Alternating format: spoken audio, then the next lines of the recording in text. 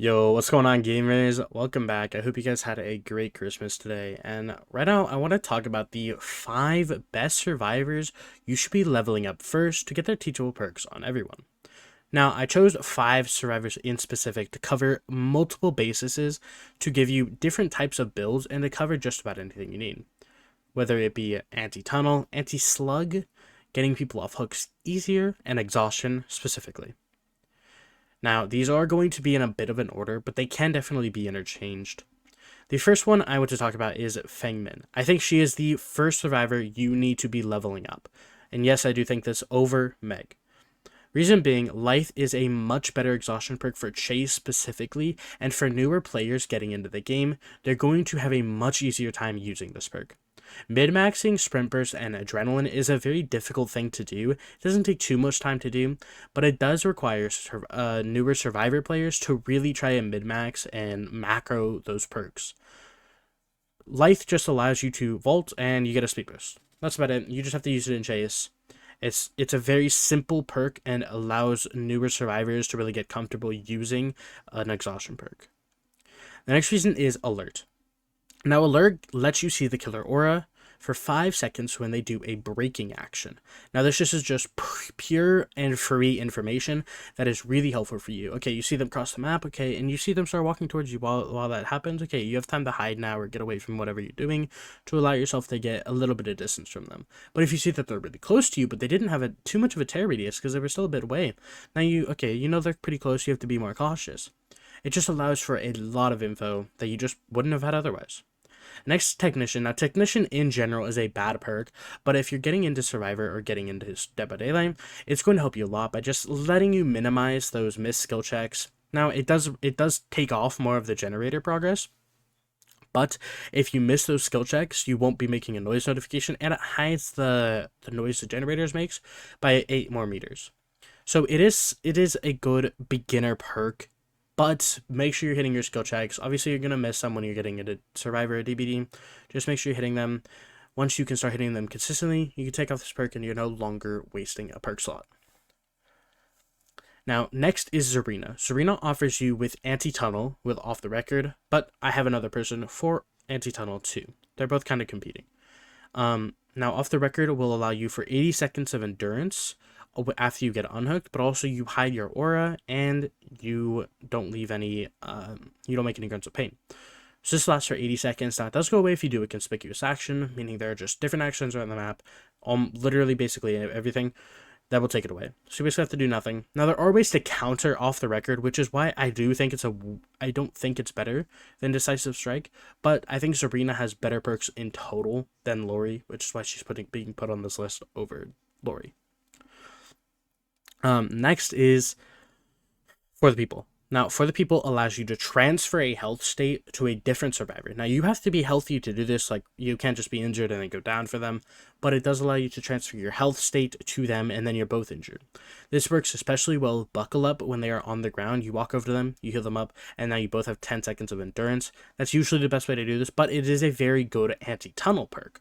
Now, people don't know this. So when somebody is on Death Hook, you unhook them, For the People them, they're not full health, you are injured. It forces the killer to almost basically chase you so they can get a free down and you go on the hook instead of letting that other person die. Now, some killers won't care and they'll just go for the other person anyway, and it was kind of a wasted health state, but it did still allow them to take 2 hits in Chase instead of just 1.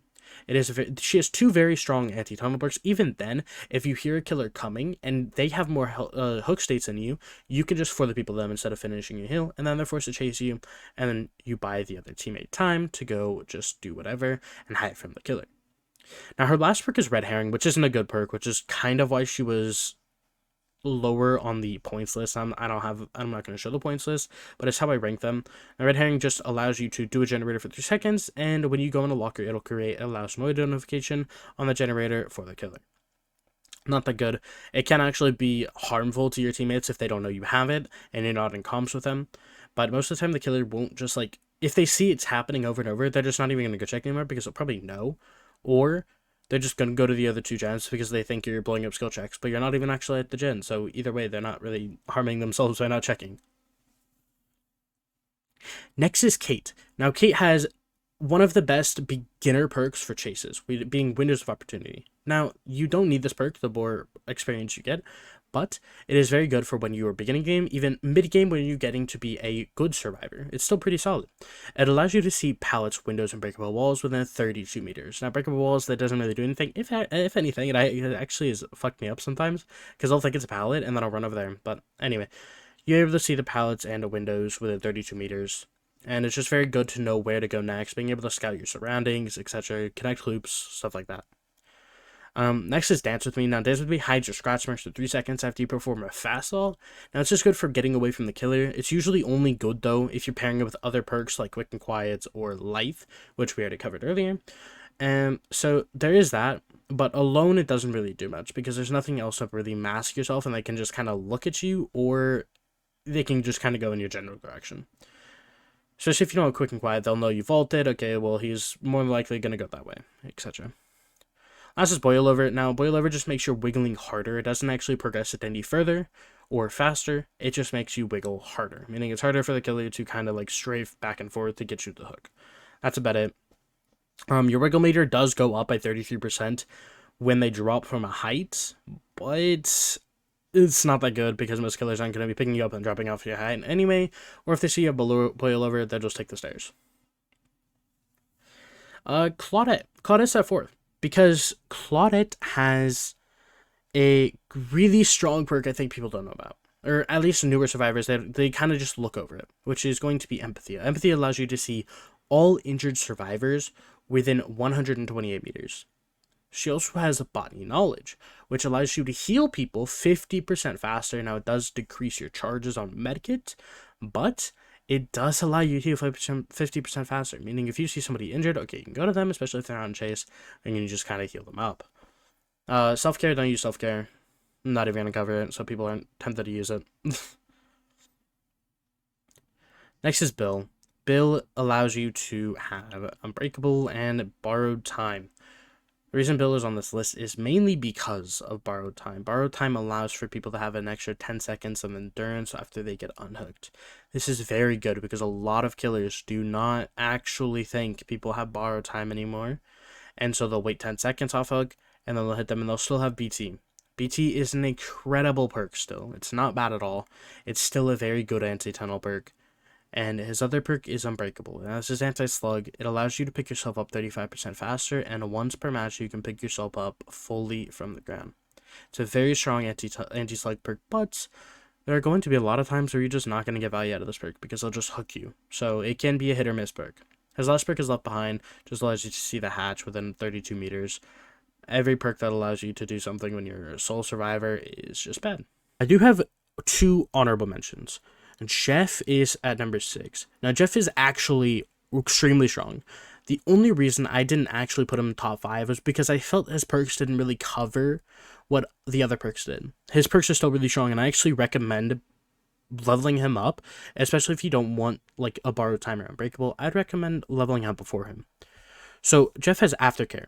Every time you complete an altruistic action on somebody else, or they do it on you, you will see their aura permanently, and they'll see your aura permanently until you get hooked. Now, that's the only downside of this perk, is if you get hooked, it does go away. So you just kind of have to play safe, but it does allow you for like literally free information on everybody on the map if you perform that altruistic action, or if they do it on you. Next is Distortion, and Distortion is an anti-aura reading ability perk. It gives you 3 tokens at the beginning of the match, and every time the killer tries to read your aura, it won't, and it'll consume a token. You can gain these tokens back by being in the killer's stay radius for 30 seconds. So a lot of people hide with this perk. Instead of using it for information, use it, okay, you know, they have this perk, that perk. Now you can actually just play around those. You see they have Darkness Revealed. Okay, don't go too near lockers. You see they have Lethal Pursuer. Maybe they have Barbecue and Chili. Now, before Barbecue and Chili even goes off, you can go and get a locker. Cool. So now you can actually counter those perks. And so instead of hiding all match, you can just counter those perks with Distortion. And there you go. His last perk is Breakdown. Now, Breakdown isn't that great. It is a very hit or miss. It just allows the hook you were last hooked on to break for 180 seconds when you are unhooked. That's it. It's really hit or miss. It can either do everything for you or nothing for you. That's about it. And my last survivor for you guys today is honorable mention of Lori. She does have Decisive Strike, being a really good anti-tunnel perk still. I know a lot of people don't like it, but it is still a very strong anti-tunnel perk. I promise you, it is.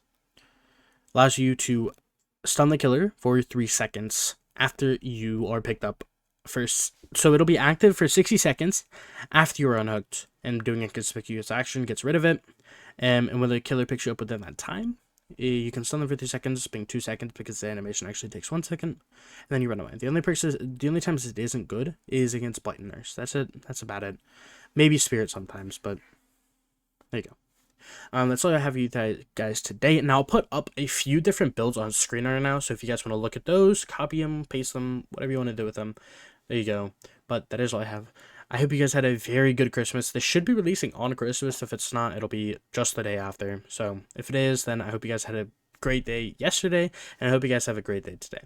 If you want more content like this, make sure to sub and like, and I'll make sure to get that to you guys.